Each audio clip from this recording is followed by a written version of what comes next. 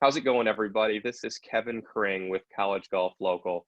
My guest today is Craig Sager, the head coach of the men's and women's team at William Jewell up in Liberty, Missouri. He's in his first year, but we are so excited to have him on and have him answer some of the questions here that some of the families and junior golfers in Southwest Missouri might have, as I know it's a great program and just a marvelous school. So, Craig, thank you so much for joining us today. How are you doing with everything that's going on right now? Yeah, I'm doing well. Thanks for the invitation. First of all, I think it's great what you're putting together here. It's really kind of a needed service, to be fair. But yeah, we're adapting. You know, the season obviously came to a halt quick. We kind of sat around. We had a tournament for the guys, a tournament for the girls. Got back to campus. We kind of knew what was going on, but we didn't know what was going on. And I think it was when the Michigan basketball team was pulled off the court prior to their game that's when it hit home. Like, hey, this is really happening. If they're going to cancel March Madness, they're definitely going to cancel golf. You know, you go through those stages of change, and the first thing is denial. Like, yeah, it's not really going to happen to us, not happen to someone else. And then there's the, wow, it's happening. What do we do? So kind of the shock and awe moment. And then there's the, okay, it happened. Let's move on.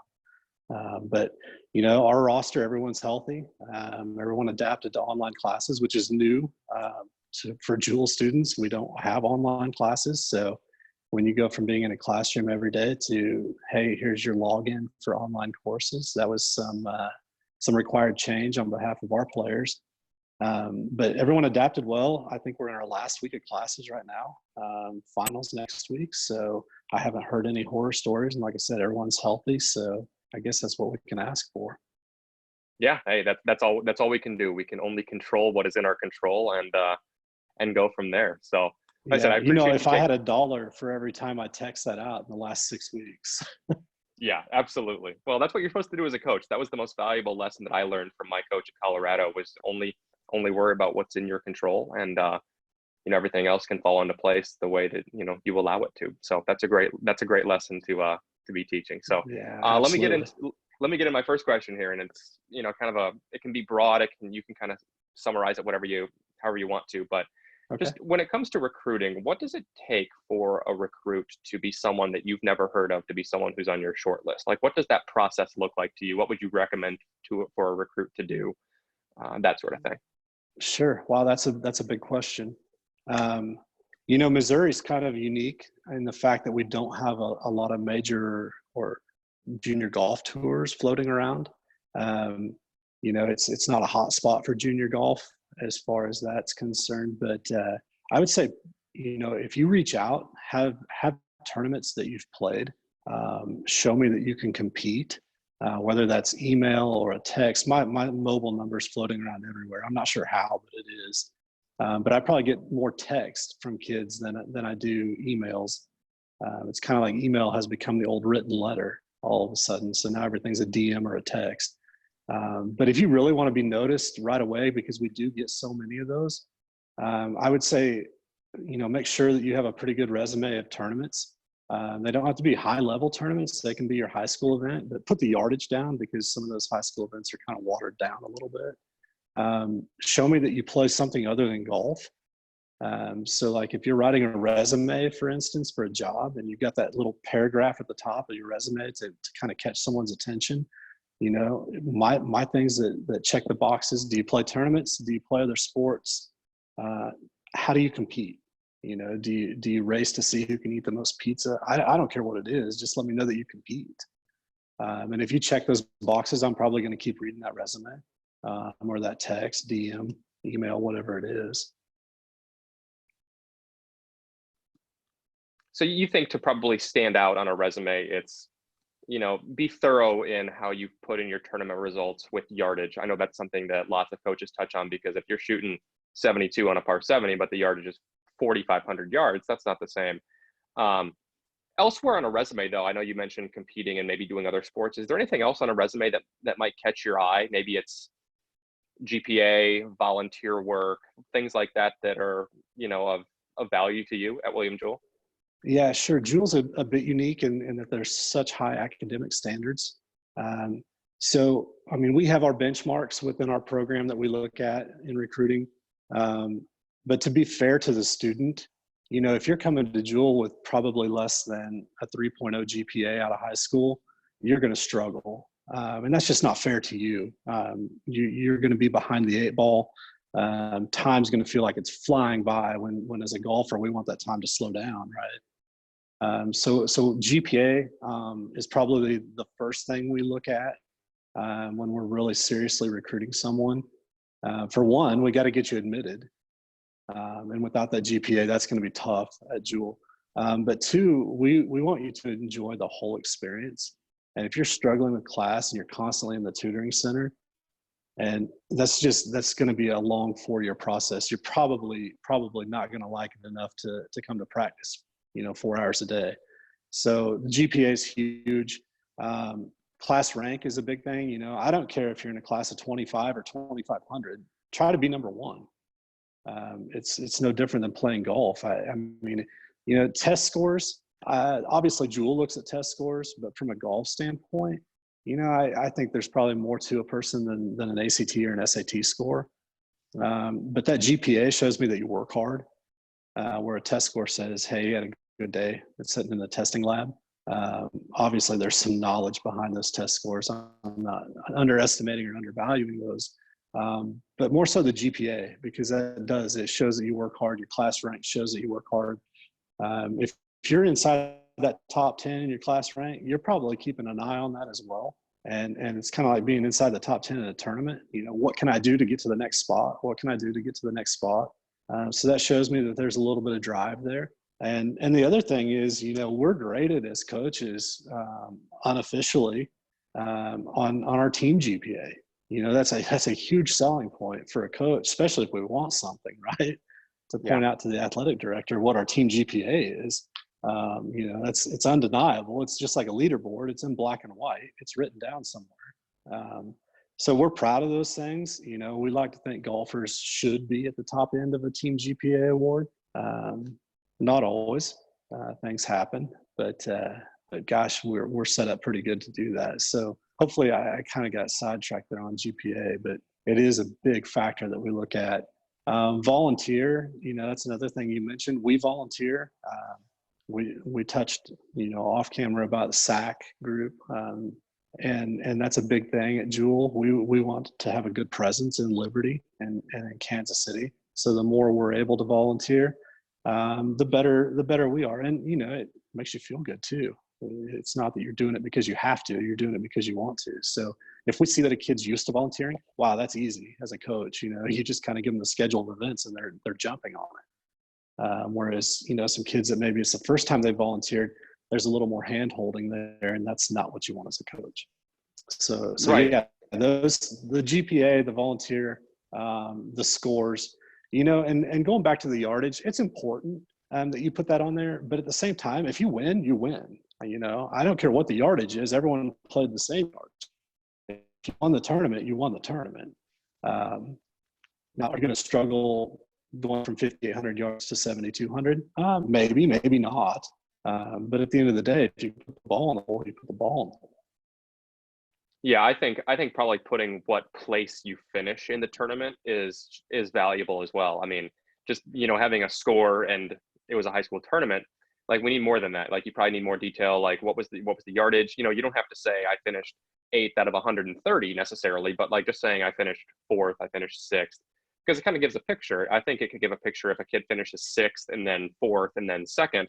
You're like, okay, this guy's working. He's trending in the right way. He's motivated by not winning, you know, that sort of thing. Where if it's just, you know, la-di-da. I mean, again, I'm trying to tell all these kids, like, show that you work hard in how you build a resume, because it's a detail of character. And whenever you're trying to differentiate hundreds of kids, hundreds of emails, hundreds of resumes, little details like that and how much work you're willing to put in matter a lot. Right. And then on that last thing, as far as scores, I would suggest listing the scores from each year. So, you know, if you shot in the hundreds as a freshman, own it, put it on 100%. There. And then all of a sudden your sophomore year, you're into the 90s, and your junior year, you're into the 80s, and now you're into the 70s.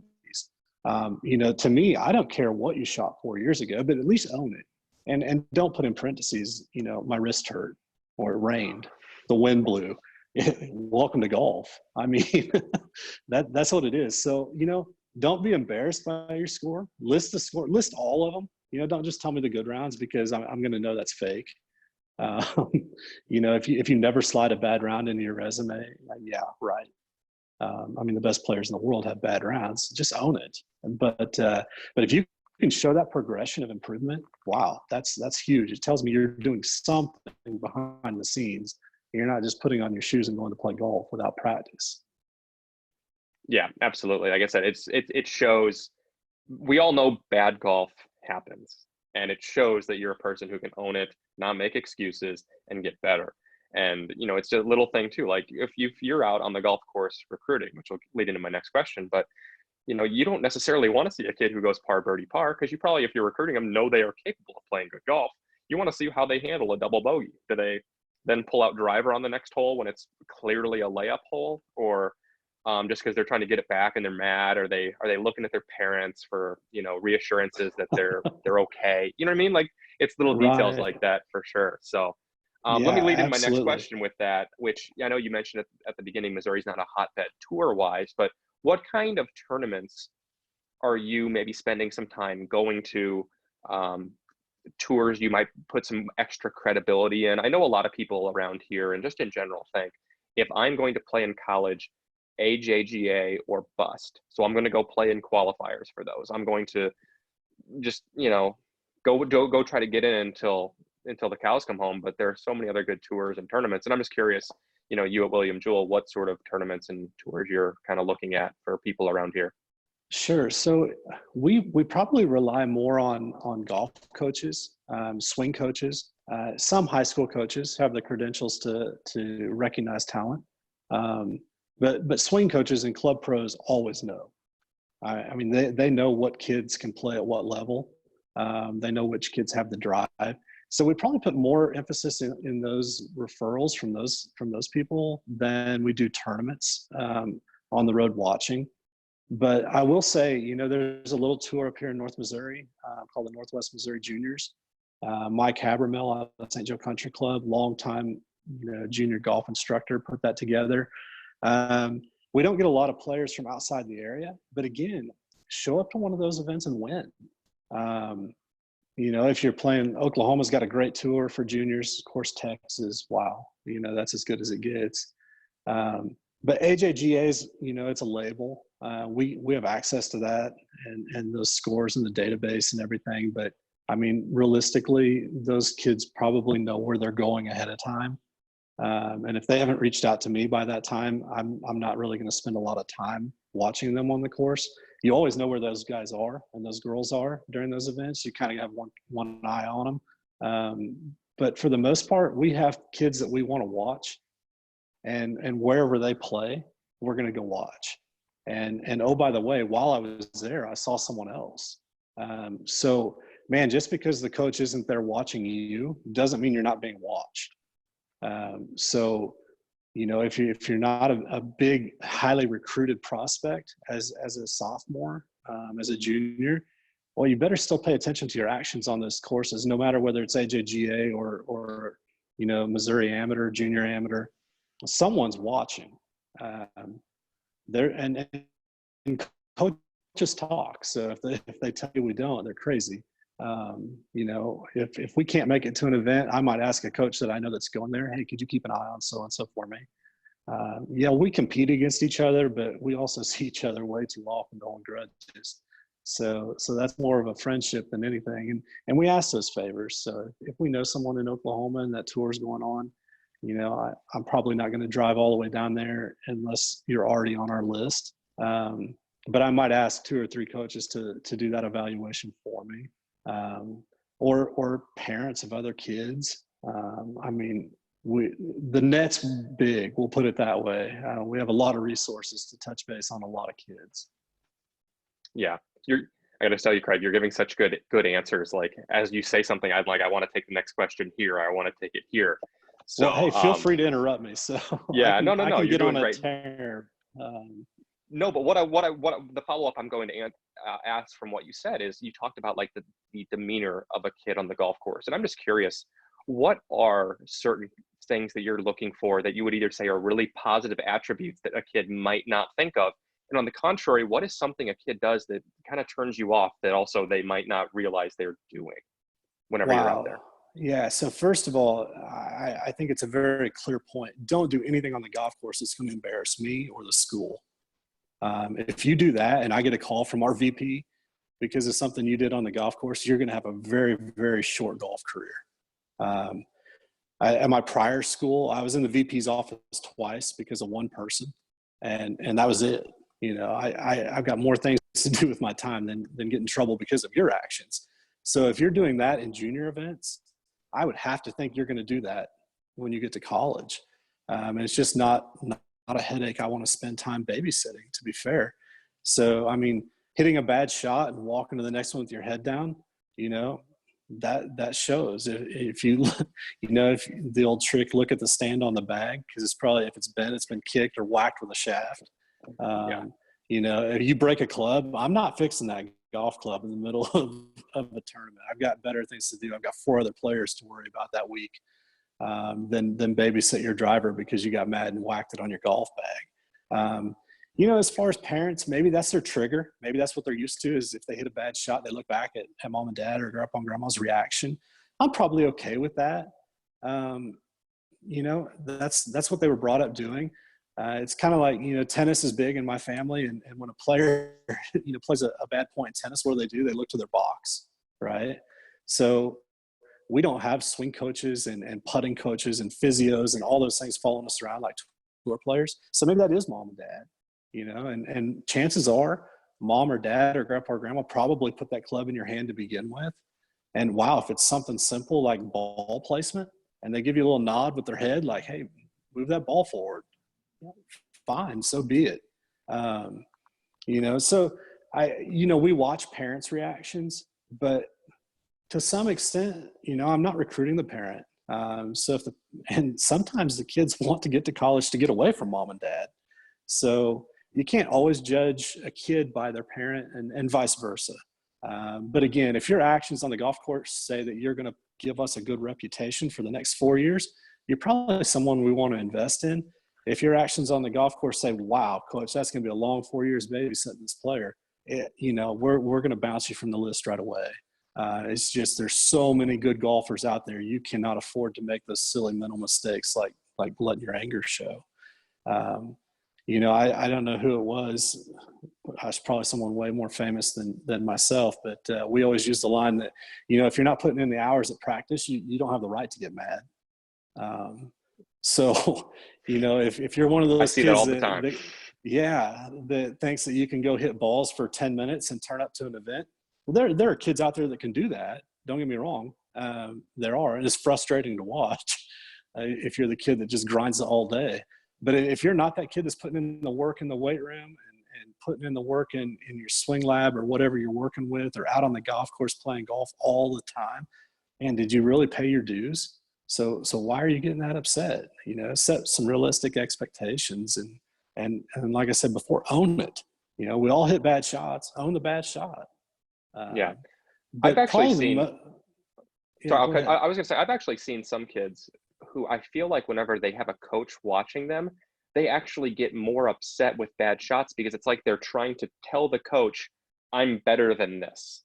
But in reality, they look dumb. Like, you just look dumb whenever you're doing something like that. And like this internal, like, oh, I'm better than this, so I'm gonna slam my club because I hit it to 35 feet with a 7-iron.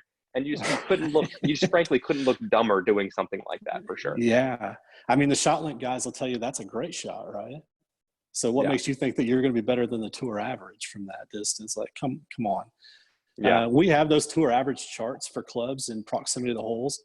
And it's kind of one of those things that we preach, like, hey, kind of get used to those numbers. If you want to keep them inside your yardage book, keep them inside your yardage book as kind of a humbling experience. Like, wow, I hit that wedge to 20 feet. That was terrible. No, it's actually quite good.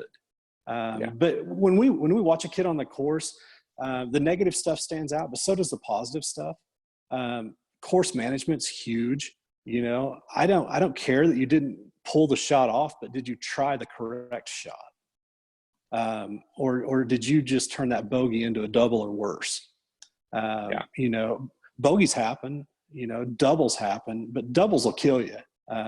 Bogeys, we'd like to think you're going to make 4 or 5 birdies around. So those 4 or 5 bogeys, that's not the end of the world, right? Yeah, and But I want to jump if in. you're taking those risks, those doubles add up quick. Absolutely. I wanted to jump in too and say that, just because if you're out there seeing a kid, the right decision is not always the safe decision. You know what I mean? Like there might be a No. situation where a kid goes for a par 5 and 2 and there's water there and he doesn't pull it off, but that's not suddenly like, oh, he's bad at course management. Now, if he goes for it from 260 into the wind because he doubled the last hole, that's a red flag. But if it looks like he thinks through it and he commits to the shot, you're like, all right, this is a guy who's aggressive. Like, that's not a bad trait to have, because I've seen parents get onto kids for making decisions that are aggressive and then go poorly because a coach is watching, when I'm like, no, like as long as they are thinking through it and there's a reason why they're doing it, again, that's a positive. So it's all about how you kind of, go about these certain things. And I want to also say that you kind of triggered a thought that I have on this, as far as things you can do either negatively or positively on a course that stand out. And it's 2 areas. And one of them is how you treat rules officials. If you're a player and you don't like a ruling, a rules official gets you and you kind of are giving them attitude or something like that, that is noticed. And on the same token, if a ruling comes across that's kind of bad and you're like, okay, thank you, sir or ma'am, that is also noticeable. And the other one is with volunteers. And I've seen this on the pro level. I've seen this on the Yes. junior level college. When a volunteer is out there looking for a golf ball that you hit in the weeds and you get mad at them for not finding it, you're I'm not going to say you're a terrible person, but like that's a terrible way to act towards somebody who's volunteering.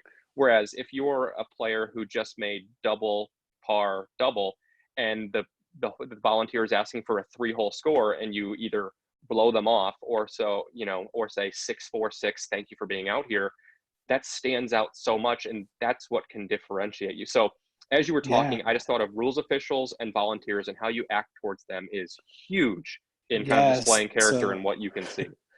So 2 things on that. First of all, don't underestimate rules officials. Most of them are bilingual, and there are stories to back that up.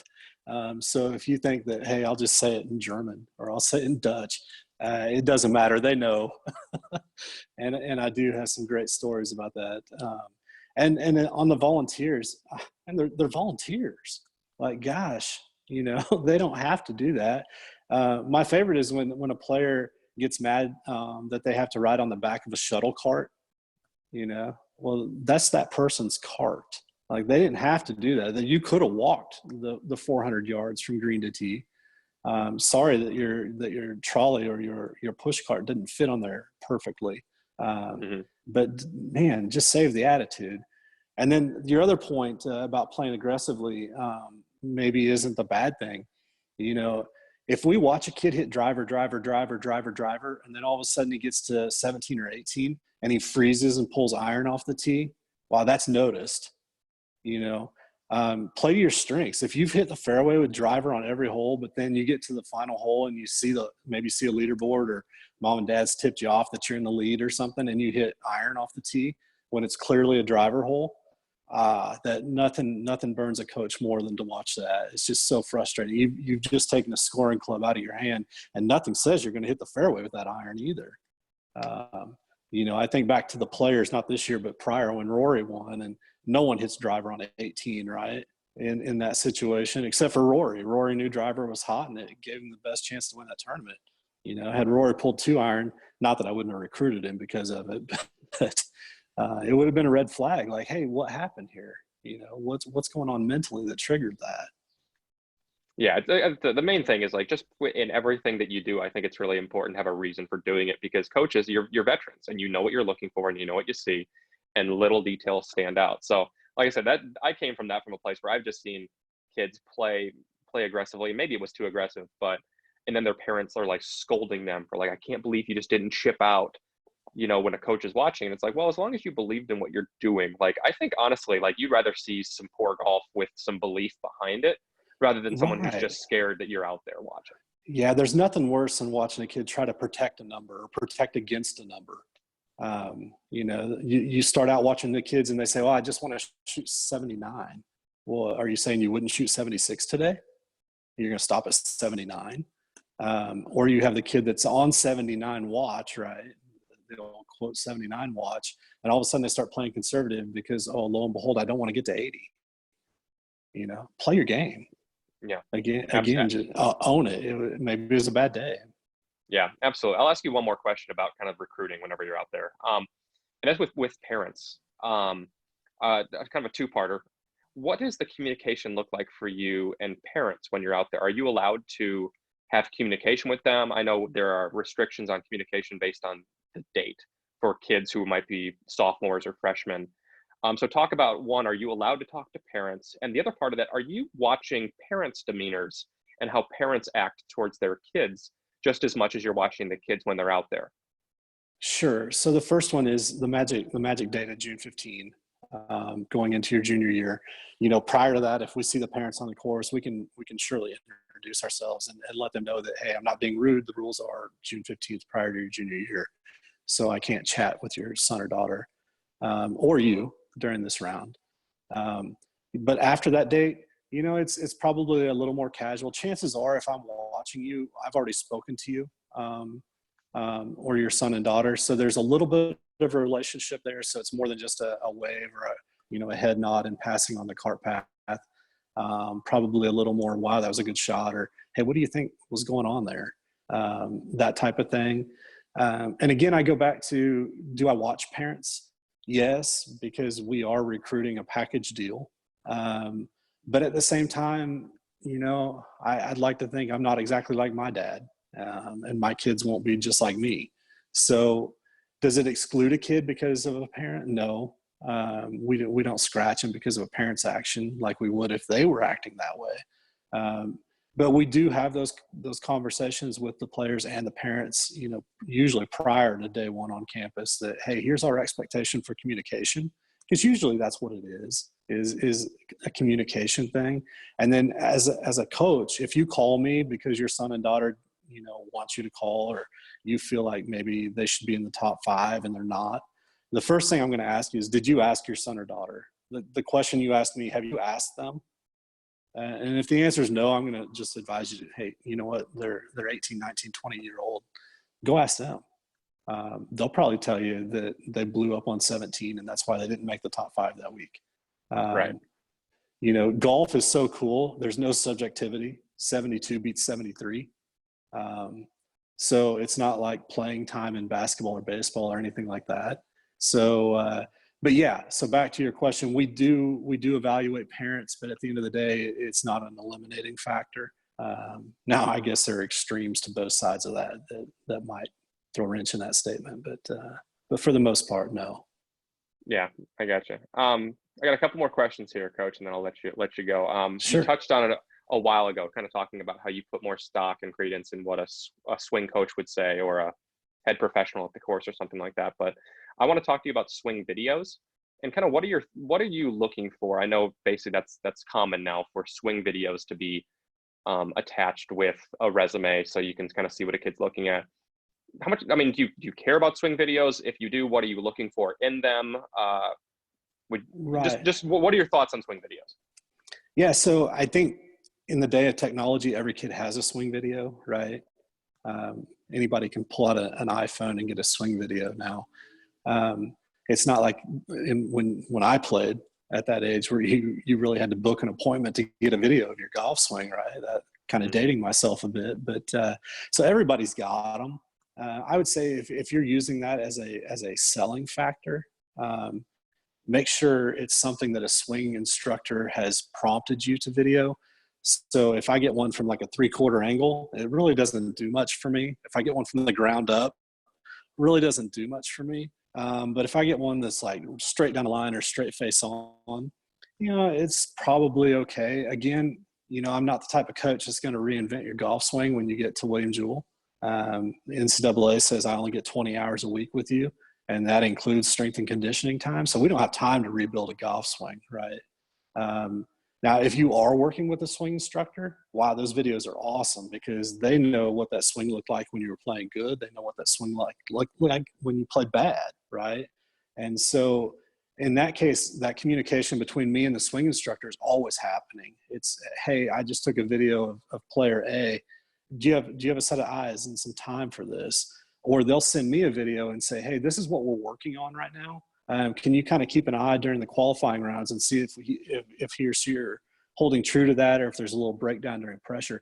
Those conversations are happening all the time. But as far as the recruiting process, I don't put a lot of stock in video.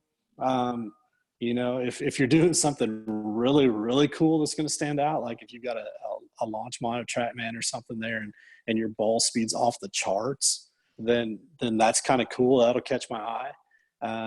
But I mean, to be fair, most of the players that we're recruiting, they all fall in the same window. I don't care what your swing looks like. I mean, Matt Wolf's a perfect example of that.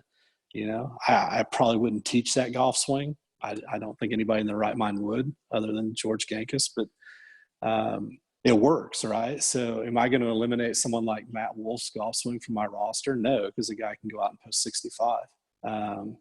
And I don't think a lot of kids are playing with the technology that's going to show impact on the club and things of that nature.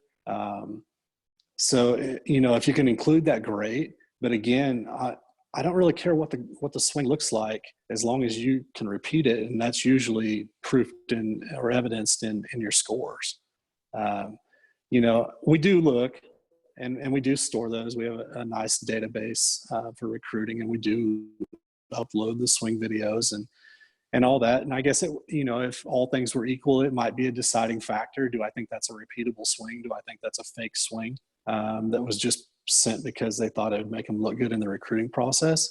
Repeatable swings are easy to see. Furyk, another guy, very repeatable swing, but no one on earth would teach it. So if you're flipping a coin between player A and player B, and that swing video is repeatable. Now there's some traps in swing videos. We can tell when they're fake. Those are pretty obvious. If your swing is perfect and your scores are 85, 87, 90, man, that's good. But unfortunately, golf isn't played on the driving range, right? It's played on the golf course. So, in that case, that would probably be a negative, and I wouldn't submit the video if I was the player. The other thing is, man, choose your background music appropriately. You can imagine. I mean, we get video, and the one's blaring Post Malone. Do I really want to hear that on my bus for 4 hours on a road trip? No. Yeah, you could probably leave the music out because it's not necessary. You don't need it's not some mixtape, some hype video. It's just a swing. It's real simple. Keep it right. Keep it simple with this whole thing. Another question here for you. Within we're talking about the whole recruiting process in general, but in your opinion, when would you say is a good time for a kid to start this whole process, start sending emails, start building their resume, to kind of get ahead of the curve a little bit? Because I feel like a lot of kids, especially when they end up playing in maybe a little bit smaller of a school, they don't really even realize they want to play in college until they're a junior or senior, and by that time they're behind the eight ball. So just in general, when would you say is a good time to just get started putting this stuff together? Yeah, that's a good question. I would suggest probably coming out of your 8th grade year into your freshman year of high school, that summer of competition. Let's see, you might be old enough to play some AGA. Yeah, you would be at that point. So, I think that's a good time for me. If I was to advise players, what do you do? Coming out of 8th grade into your freshman year, fill out the school's online questionnaire.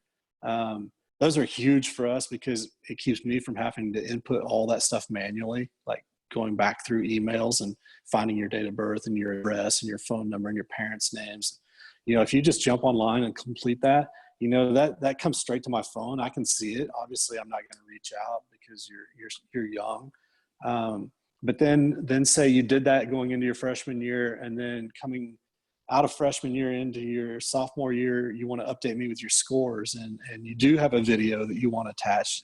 Just shoot that over via email and say, hey, coach, can you attach this to my file? Some recent scores. And if you're doing that all the time, I wouldn't do it after every tournament. That could probably annoy some coaches. But, if you wait till the end of the season and say, hey, here are my summer scores from competition, or if you've got a video of some strength and conditioning stuff you're working on, that's huge in our program. We're fortunate that we have a football team, which means we have an excellent strength and conditioning staff. You know, they're not there for golf, but yet we get to use them just like the football players do. So Mhm. that's really cool. So, you know, if you just set a new personal record in the weight room or something, you know, shoot me that. It's little things like that that'll separate yourself. Again, you know, I'm not going to reply until that June 15th, that magic date going into your junior year. But then come June 15th, you know, I walk straight to the mailbox with a stack of mail, right? I've addressed those. I've written the letters. I've got everything going. So June 15th of this year, all those kids that are going into their junior year, they're going to get something in their mailbox, right? Probably on the 16th or 17th. And you know, we want to be the first, you know, if what they say, if you're not first, you're last, right? So Right. we want to get that stuff out. And if you've given me that data as you've gone along and you've given me all that material, man, you're getting something from us. But if I don't know you, I can't mail you anything, right? Yeah. You know, I don't work off a big net where I buy leads and jump on these databases and everything. I work strictly off referral, word of mouth. Um, you know, if one of my friends in the business thinks you're a kid that can play, well, then yeah, I'm going to watch you.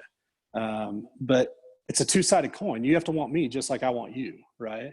Yeah, So absolutely. not Trying to every find the right school fit. is for everyone, right? So, you know, equally, like if I'm sending you stuff, hey, be honest. Shoot me a text, say, Coach, thanks for your interest. I'm just not interested.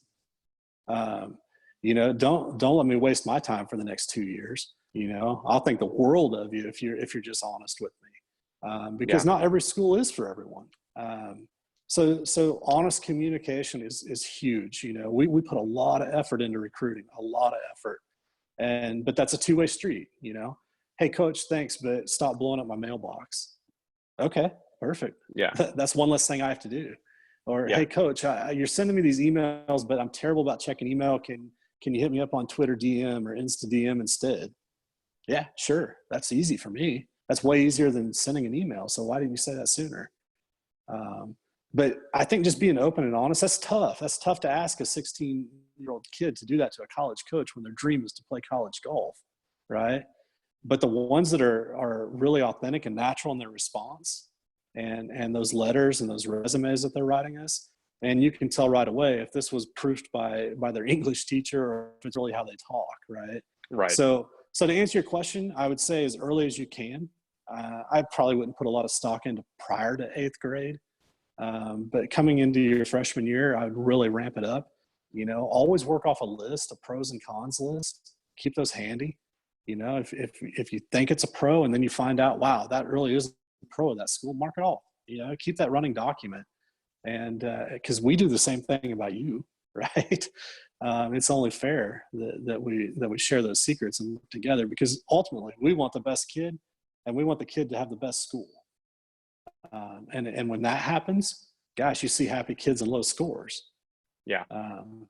But if a kid chooses a school because of golf and then something happens, you know, sore finger, sore toe, coronavirus, heaven forbid again, you know, evaluate the schools with and without golf.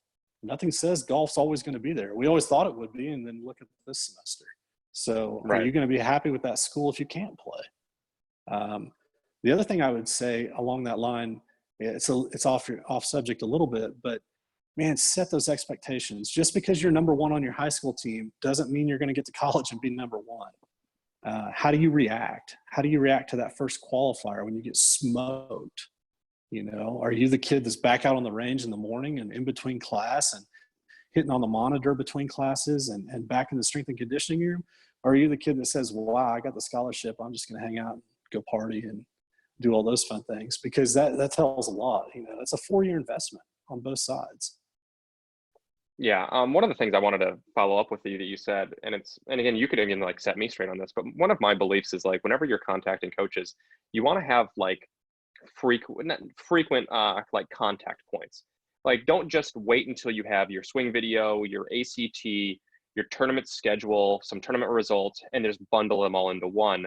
I think it's a good idea to be like, okay, coach, here is my swing video, and this like basically have each email be like one subject line just to kind of stay in a coach's like stream of thought. Um, do you think that's a good strategy, or do you think you'd rather kind of have it all together at once? No, I think you're spot on. Okay. Our attention span's short, just like the kids, right? So if you give me so much content I'm going to probably read 3 or 4 lines and disregard the rest, unless it's just like overwhelming, and then I'll stay in it.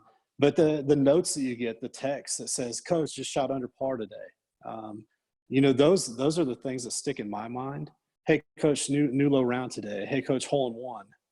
Hey, coach, played today, had 5 doubles, but I had 2 eagles and 4 birdies. Don't tell me about every round, but anytime something really cool happens, like if you're running home and telling mom and dad, you should probably let us know too. Mm-hmm. And that's true academically as well. If you just aced an impossible exam, hey, let me know. Again, there's a note section in our database that's a really cool note. So when we come to flip a coin between player A and player B, wow, hey, she just aced that really hard test. Probably go that way. Yeah. But again, if you send all that information over at once, I'm going to feel like I'm trying to drink from a fire hose, and that's just not going to work. So the little notes. It's like trying to stay in the coach's stream of consciousness, because if you send everything, middle of your freshman year, and then you just don't talk to the coach again until you're late in your junior year, like they forget about you, frankly. So if you're able to hey, we're doing this and doing this and doing this. And I mean, I'm sure you're aware, like you can do this to a bunch of coaches on the recruiting side. Like you're casting a wide net just the same way you have a big list of players, and it kind of gets narrowed down. And through each contact point, there might be something that either you take the kid off or the kid takes you off or something like that. But as long as they are still on the list, that should be the goal of the recruit. Yes. And that helps you out as well. So. Yeah. And again, that's a two-way street. So yes, I'm judging the content that you're sending me, but as a player, you should be judging my response to your content. Mm-hmm. So always keep those notes. If you're a recruit, keep the notes on the coaches, just like we're keeping the notes on you. Right. Keep emails in different folders, all that sort of stuff. And one thing I'll say too is, we are saying start the communication before June 15th when you're a sophomore. But that doesn't mean just because you are sending stuff to coaches consistently, it doesn't mean you are, I know you can respond saying, hey, thank you, I can't contact you until this date, but you are reading everything. You are aware of everything that is coming across your screen, across your desk. Just because the kid's not getting a response doesn't mean they should give up and stop. No, we're probably more excited when we get it from that, because that says our program is going to keep a tradition going, right? When I'm getting info from 2022s and 2023s, especially being a first-year coach at Williams Jewell, that's super exciting. I'm like, wow, why are they interested in Williams Jewell? We haven't even got this thing going yet. Coach Cole did a great job building a foundation over the past few years, but to say that we're turning the corner, we can't say that. Gosh, we played one tournament, finished dead last, right, out in Vegas before the coronavirus. So the fact that these 2022s and 2023s are sending me mail, email, I get super excited. I'm like, wow, okay, there's light. There's light at the end of the tunnel. Let's go, So, hey, keep them coming, keep the emails flowing. And especially right now, I mean, all I've got is time, right? Now's a perfect time to be reaching out to coaches, because if we were in a normal season right now, it would probably go to an archive folder, and man, I might get around to reading it. I might not, depending on how the season progresses. That's usually what we do in hotel rooms at night while the players are off doing homework and all that between rounds. Get caught up on those emails, but right now it's perfect. I've got nothing to do but read your email. Right. Yeah, absolutely. All right, Coach, I got one last question for you, and it's basic. And again, you can just kind of give me a short little, just one thing that you would recommend. But what would you say if a kid said to you or whatever, I want to play golf in college, what should I do? What would be those kind of next steps for that kid that you would recommend? Wow, that is a big one. So we just touched on communication, right? So that's totally, the first thing. I'm going to let you almost summarize what we've been talking about if you want. Right. So if I don't know about you, I'm not going to recruit you. So you have to give me a reason to know you, in a positive light, right? I don't want a bad reason to know you. The next thing would be work with someone that's qualified. Again, the NCAA says I only get 20 hours a week with you. I don't have time to build golf swings and teach you the mental side and teach you course management. We can polish those, and we can certainly start from where someone left off. But if you're coming to me so green that all 20 hours are chewed up in course management and strategy talk, what did we really do? because listen, I'm not just coaching you, I'm coaching 10 other people, 11 other people. So if you all come to me with those issues, we're going to be sitting in the classroom watching Google Maps and deciding on what shots to hit. That's boring, right? So take care of that stuff now and show me that you're doing that. Hey, I'm working with so-and-so. And it doesn't have to be, I mean, if you're working on putting, you don't have to go pay David Orr, right? I mean, we wish we all could, but find someone that's in your budget and find someone, and there's plenty of new pros entering the workforce that are just dying for a junior to work with that wants to get better. Go find them. They're cheap, right? So you don't have to break the bank, but go work with them and let me know who you're working with so I can start building those relationships with those coaches and swing coaches. The mental side is huge, right? When you get to college, you can all hit the ball hard. You can all center the club. Whether you swing on plane or not, I don't really care, because if you shoot 65 and your swing's everywhere, you're still playing. But the mental side, that's what separates the really good college players from the okay college players is, can you be where your feet are that day? There are so many distractions in college, so many distractions that when you get to practice, I need to know that you're going to be at practice and be locked in. So what are you doing as a junior to prepare for that? We only get so much time with you. We have to make the best of it. And then I would also say, learn to do things on your own. There are a lot of times where you're going to have free time that you can be practicing on your own. And that's everything. Learn how to do everything on your own. Learn how to do laundry on your own. Learn how to cook some remedial meals on your own, right? Because you've got to do those things in college. I don't have time as a coach to hold your hand and do that. So learn those things now. And shoot me a text. Let me know, hey, coach, just did my first load of laundry. Hey, coach, just washed dishes.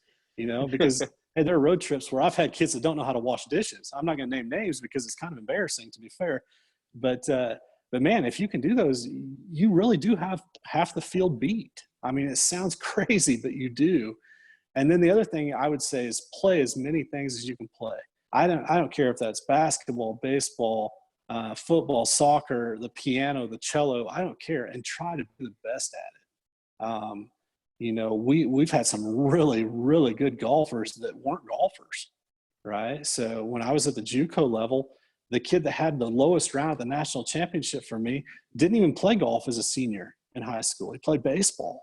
And then he came to college on a basketball scholarship and ended up on my roster and ends up shooting under par in his final round at the JUCO championships that year because he can compete, right? That's why. To that note, he had a really good first round, really good second round, probably the worst third round on the planet. And I thought, wow. And he was a sophomore, right? So wasn't planning on going on and transferring. I thought, wow, is he gonna step up, or is he gonna come back and be like, wow, I'm done. That was it. That was my career in that third round. And he came back and shot under par. And that's because he learned as a freshman, sophomore, junior, and senior in high school how to compete. And really, that's the difference. Right. Yeah. Can you tell that's my soapbox? Hey, that's the right one to be on, though, and that's how you build a good program. Because whenever you're bringing in, only 5 guys travel, 5 gals travel, and you got a bigger team than that. So how do you make your team better? You get one another to push each other, and you have really competitive practices, and you have competitive qualifiers, and you got people who are sitting at home not traveling, and they're mad about it, and they want to get better, and then they get better, and they push the people who are playing, and that's the cycle of college golf, and that's what's so amazing about it. Yeah, and to that note, we'll take a kid that's maybe borderline golfer.